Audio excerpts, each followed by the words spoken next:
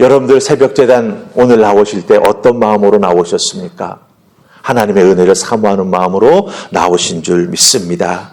하나님께서 예레미야 33장 1절로 3절의 말씀을 통하여 여러분의 마음속에 은혜로 채우시고 간구하는 기도의 제목에 응답해 주실 줄 믿습니다. 아멘. 자, 우리 읽었던 말씀 1절 말씀 한번 다시 읽을까요? 찾으셨습니까? 1절 읽습니다. 시작. 예레미야가 아직 시위대 뜰에 갇혀 있을 때에 여호와의 말씀이 그에게 두 번째로 임하니라. 아멘. 예레미야가 지금 시위대 뜰에 갇혀 있습니다.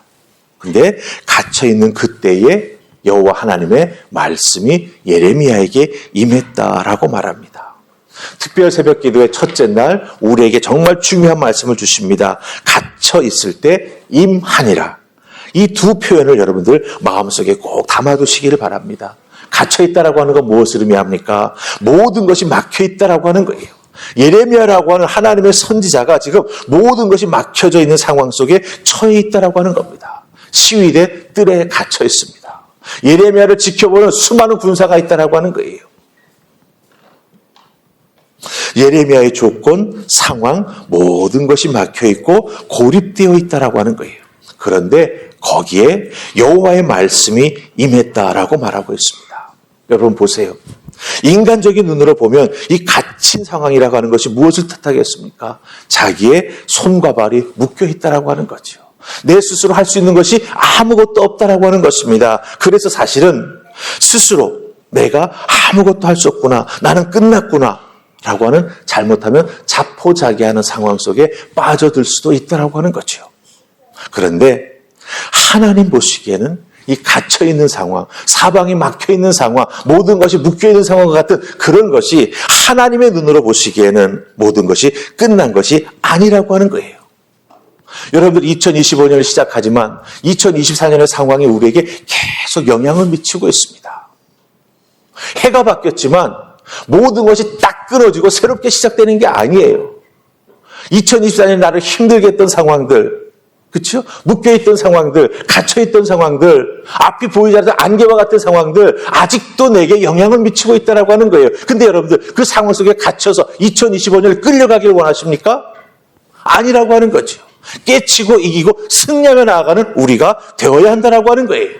그렇기 때문에 중요한 것이 무엇입니까? 갇혀있다라고 하는 상황 속에 여러분들이 매몰돼가지고 어쩔 줄 몰라하는 인생이 되어서는 안 된다라고 하는 거예요. 어쩔 줄 몰라하는 인생이 아니라 오늘 이 1절의 말씀처럼 내가 이렇게 갇혀있고 어쩔 수 없는 상황 속에 나는 묶여있지만 하나님 보시기에 나를 정말 안쓰럽게 여겨주시면서 하나님 말씀이 나에게 임할 때 내 삶과 상황이 바뀌어 나아간다라고 하는 분명한 믿음을 가지고 우리가 이 새해를 열어나가야 된다라고 하는 겁니다. 현실적인 부분, 묶여있는 부분이 있습니다. 그 부분은 내 마음대로 안 되는 여러 가지 조건과 관계들이 함께 얽혀있기 때문이죠. 그러니 그것은 하나님만이 풀어주실 수 있습니다.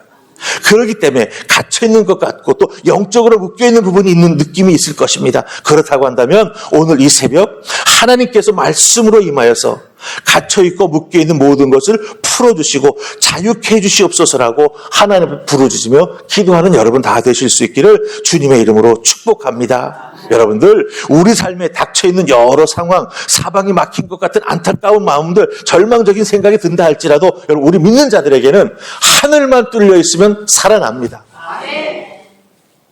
예레미야는 선지자입니다. 선지자에게서 최악의 상황이 뭔지 아십니까? 갇혀있는 게 아니에요. 묶여있는 게 아니에요. 선지자에게 최악의 상황은 하나님의 말씀이 임하지 않는 겁니다. 하지만 예레미야가 인간적으로 볼 때는 최악의 상황에 묶여있는 것 같죠. 그런데 그 최악의 상황 속에서 하나님은 말씀으로 예레미야를 찾아오십니다. 그러니까 결국은 뭐예요?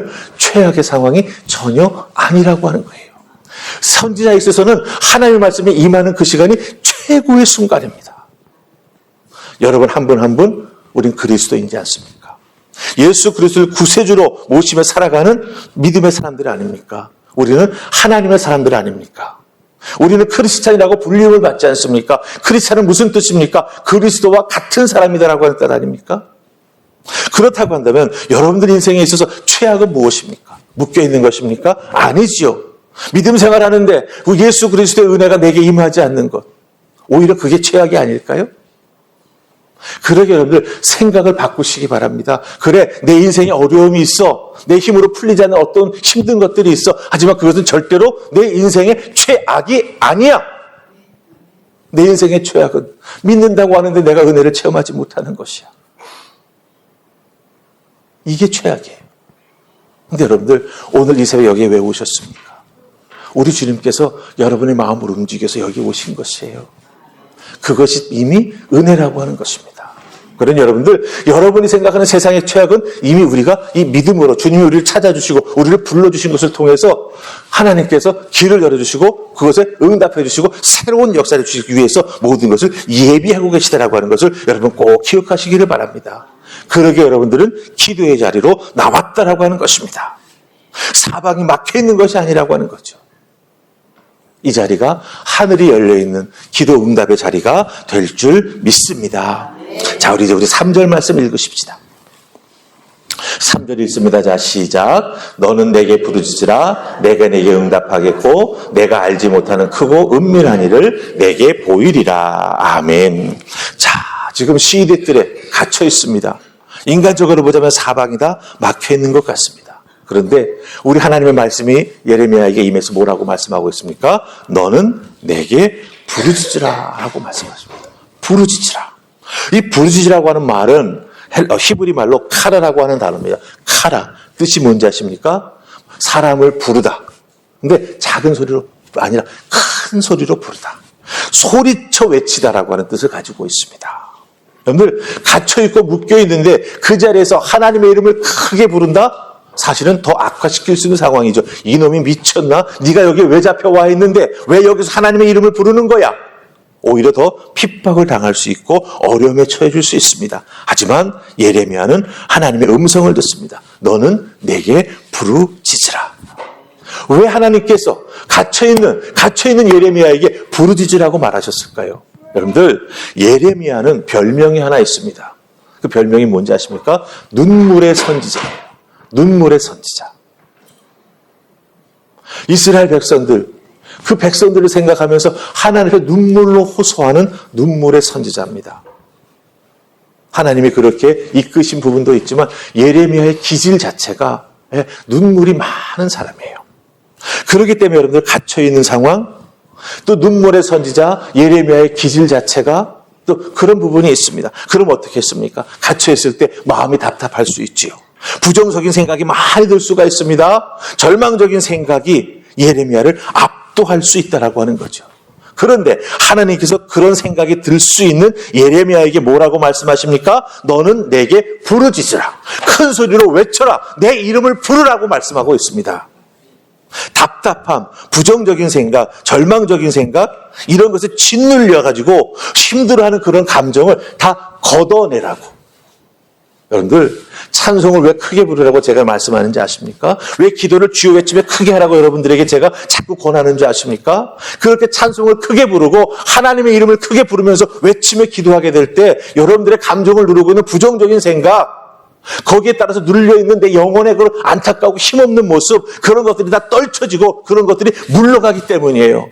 그렇기 때문에 찬양을 부를 때도 크게 불러야 되고요. 하나님 앞에 기도해야 될 때도 하나님의 이름을 부르면 우리가 외쳐 부르짖는 기도가 꼭 우리들의 신앙생활 속에 필요하다라고 하는 것입니다. 그래서 특별 새벽기도의 첫째 날, 여러분 영혼 한 명 한 명이 하나님 앞에 이렇게 부르짖음으로 말미암아 자유함을 누리실 수 있기를, 그리고 정말 하나님께 내 기도에 응답해 줄 것이라고는 분명한 확신을 체험하는 그런 놀라운 역사가 여러분에게 임할 수 있기를 주님의 이름으로 축복합니다.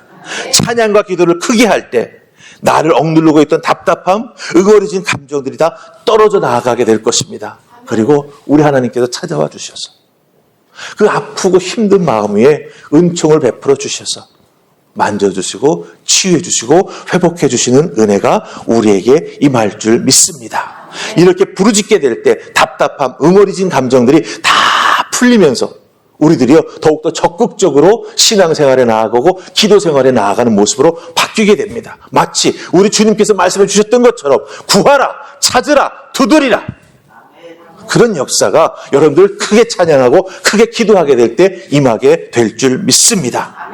이렇게 하나님을 구하고 두드리고 찾을 때 하나님 어떡하실까요? 그냥 모른 척 하실까요? 절대로 여러분을 외면하지 않으십니다. 하나님은 여러분의 부르짖음에 응답하십니다. 그럼 응답하신 하나님은 어떤 분이실까요? 우리 2절 말씀 예레미야 33장 2절 말씀 같이 읽으십시다. 찾으셨습니까? 같이 했습니다. 시작. 일을 행하시는 여호와, 그것을 만들며 성취하시는 여호와, 그의 이름을 여호와라는 이가 이와 같이 이르시도다. 아멘. 잘 보세요. 여기서 지금 하나님을 어떻게 표현하고 있죠? 일을 행하시는 여호와, 그것을 만들어 성취하시는 여호와. 네, 여호와. 기도하는 우리가 주목해야 될 하나님의 표현이 여기 다 나와 있습니다. 일을 행하시는 여호와, 그것을 만들어 성취하시는 여호와. 하나님은요, 하나님의 자녀들의 기도로 간구할 때마다 행하시는 하나님, 행동하시는 하나님이에요. 우리의 기도의 제목을 하나님 앞에 올려드릴 때 그것을 하나님께서 들으시고 어떻게 해요? 만들어. 하나님께서 역사하시는 거죠. 네가 이런 기도 제목을 나한테 올려주고 있구나. 내가 잘 들었어. 그래. 만들어. 응답하시는 하나님이 되어주신다라고 하는 것이죠. 그러기 우리는 이 새벽, 특별 새벽기도의 첫째 날을 깨우면서 어떻게 해야 되겠습니까? 예, 하나님 앞에 여러분이 가지고 있는 기도의 제목, 갇혀있고 힘든 부분들 다 부르짖고 외치고 아뢰는 여러분들이 되시기를 바랍니다. 그렇게 하나님 앞에 간절히 부르짖으며 하나님을 찾으며 나아갈 때 일하시는 하나님, 성취하시는 하나님, 여호와의 손길과 능력이 우리에게 임할 줄 믿습니다. 이런 하나님을 우리가 맛보아하는 특별 새벽 기도회가 될 줄 믿습니다. 첫째 날입니다. 토요일 새벽까지 우리 달려나가십시다. 기도하십시다. 그 하나님의 은혜를 맛보아하십시다. 그리고 하나님께 영광 돌리며 하나님 감사합니다. 한 주간 동안 제게 말로 다 표현할 수 없는 하늘의 은혜를 주셨습니다. 하나님께서 주신 은혜에 응답하며 감사하며 하나님 앞에 헌신하는 믿음의 삶, 기도의 삶을 살아가는 내가 되겠습니다. 결단하시고 하나님의 은혜 아래서 오늘도 새벽 부르짖는 여러분들 다 되실 수 있기를 주님의 이름으로 축복합니다. 이런 하나님을 우리가 믿고 의지하며 또 은혜를 덧입으니 어떻게 해야 되겠습니까? 우리들 신앙생활에 나아갈 때 이 우리가 믿는 하나님, 이 능력의 하나님을 절대로 세상의 그 무엇과도 바꾸어서는 안 되겠지요. 우리 찬양 89번입니다. 화평 물소리 89번. 이 찬송 부르고 여러분 오늘 주신 말씀 속에서 내가 붙잡아야 될 것들 붙잡으시고 여러분의 기도의 제목 가지고 간절히 기도하시고 여러분이 예수님 이름으로 기도합니다. 아멘이라고 할 때 오늘 첫째 날 특별 새벽 기도회가 마쳐지게 된다라고 하는 것 기억하시고 또 찬송 후에 개인 기도 우리 열심히 하시고 오늘 또 우리들 자녀들이 왔는데 자녀들을 위해서 제가 특별히 기도하도록 하겠습니다. 자, 우리 89번 함께 찬양하겠습니다.